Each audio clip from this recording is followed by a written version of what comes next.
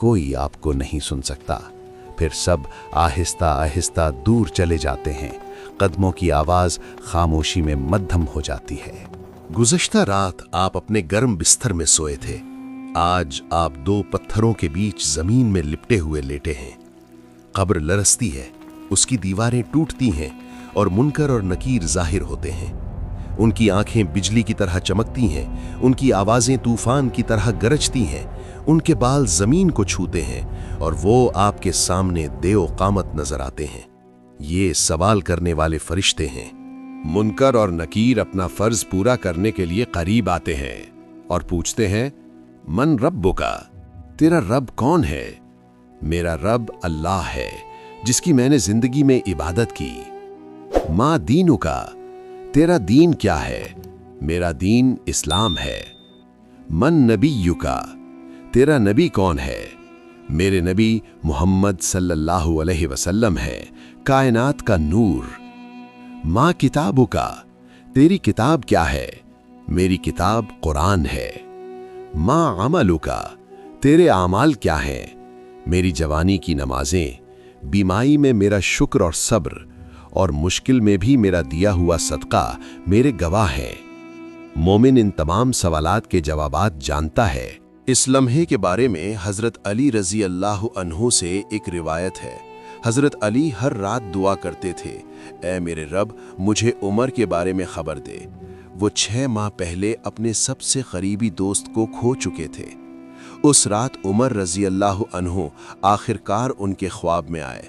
अली ने उन्हें खुशी से गले लगाया और कहा, तुम कहाँ थे मेरे भाई? मैं 6 माह से तुम्हारा इंतज़ार कर रहा हूँ। उमर थके हुए लेकिन पुरसुकून नजर आए। अली, अभी सवालो जवाब खत्म हुए हैं, बहुत वक्त लगा।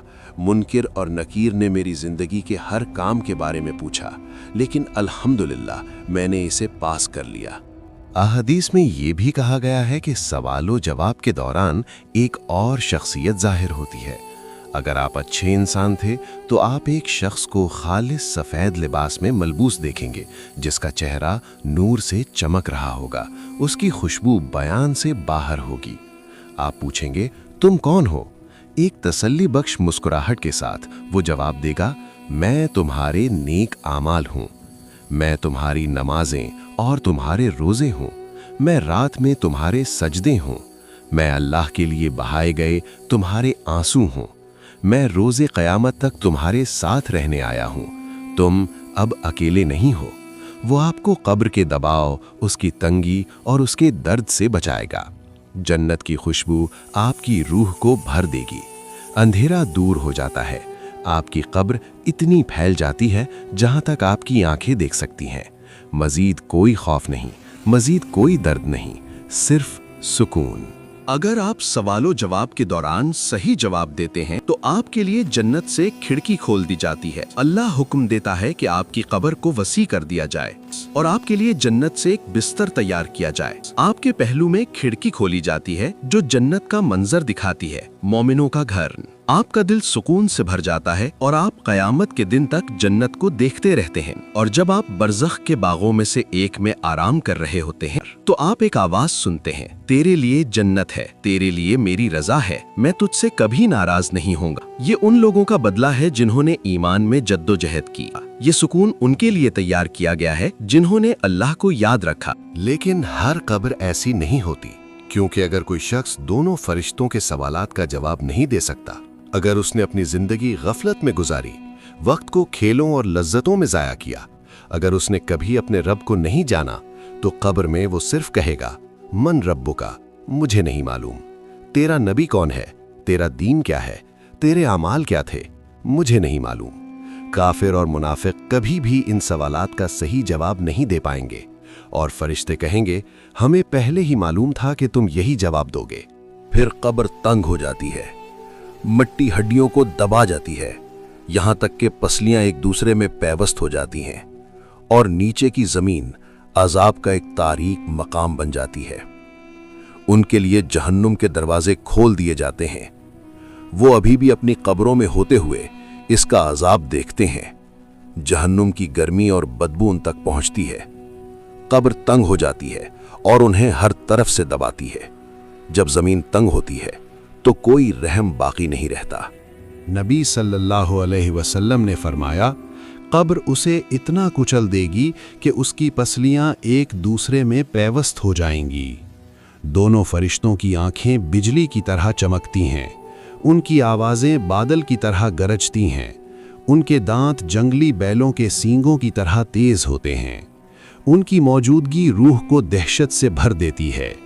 ये फरिश्ते मुस्कुराते नहीं, वो कोई शफकत नहीं जानते, वो कोई रहम महसूस नहीं करते। क्योंकि आपने हमेशा अपनी नमाज में ताख़ीर की, आपने ईमान को हल्का लिया, अब वो अजाब को बढ़ाते हैं।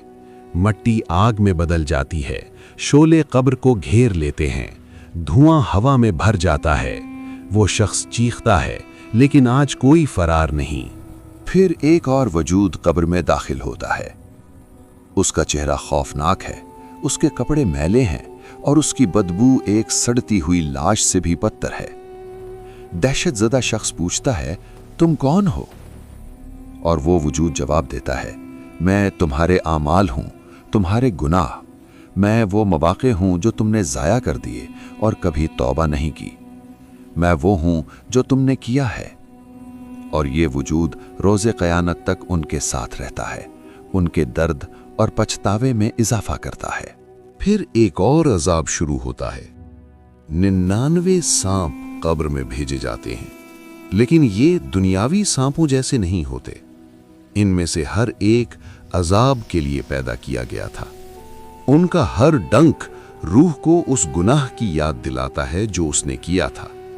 नबी सल्लल्लाहु अलैहि वसल्लम ने फरमाया, अगर इन सांपों में से सिर्फ एक के दांत भी जमीन को छू जाएं, तो क़यामत के दिन तक उस पर कुछ भी नहीं उगेगा। ये सांप क़यामत तक अपना अजाब जारी रखेंगे, और जब वो दिन आएगा तो अजाब ख़त्म नहीं होगा, बल्कि ये सिर्फ शुरू होगा। इसीलिए कब्र में मौजूद शख्स पुकारेगा, ए अल्लाह, बराह करम क़यामत का दिन शुरू न कर, क्योंकि वो जान लेगा कि उसने अभी जो तजर्बा किया है वो सिर्फ आगाज था। एक दिन नबी सल्लल्लाहु अलैहि वसल्लम एक कब्र के पास से गुजरे और अपने सहाबा से फरमाया, अगर यहां दफन होने वाला शख्स दुनिया में वापस आ सकता तो वो अपने खानदान से मिलने या अपनी दौलत को मुकम्मल करने की ख्वाहिश ना करता, वो सिर्फ 2 रकात नमाज पढ़ने की ख्वाहिश करता, क्योंकि अब वो समझता है और एक दिन हम भी समझेंगे। ज़ैद बिन साबित रदियल्लाहु अन्हु ने रिवायत की, हम एक बार रसूल अल्लाह सल्लल्लाहु अलैहि वसल्लम के साथ बनु नज्जार से ताल्लुक रखने वाले एक बाग में गए थे। आप अपनी सवारी पर थे कि अचानक जानवर घबरा गया और करीब था कि आपको गिरा दे। हमने देखा कि करीब ही कई कब्रें थीं। रसूल अल्लाह सल्लल्लाहु अलैहि वसल्लम ने फरमाया, क्या तुम जानते हो कि इन कब्रों में मौजूद लोगों को क्यों अजाब दिया जा रहा है? हमने कहा, अल्लाह और उसके रसूल बेहतर जानते हैं। आपने फरमाया, अगर मुझे ये खौफ ना होता कि तुम एक दूसरे को दफन करना छोड़ दोगे तो मैं अल्लाह से दुआ करता कि वो तुम्हें कब्र का अजाब सुनाए जैसा कि मैं सुनता हूँ। फिर आप हमसे मुंह फेर कर खड़े हुए और फरमाया, कब्र के अजाब से अल्लाह की पनाह मांगो, और आपने इसे 3 बार दोहराया। कोई दोस्त, कोई भाई, कोई माँ, कोई बच्चा बाकी नहीं रहता, और तब ये वाज़ेह हो जाता है कि ये दुनिया हकीकी जिंदगी नहीं थी। हकीकी हकीकत अब शुरू होती है। दुनिया सिर्फ एक पर्दा थी और कब्र उसके पीछे का मरहला है।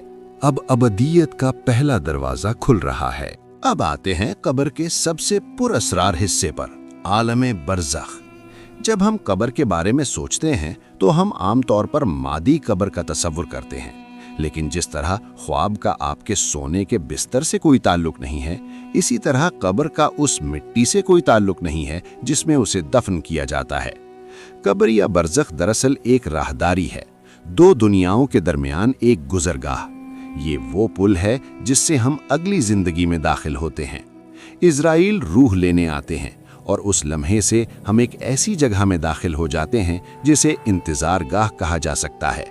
इस दुनिया और आखिरत के दरमियान एक रूहानी दुनिया, ये एक हालत से दूसरी हालत में मुंतकली है।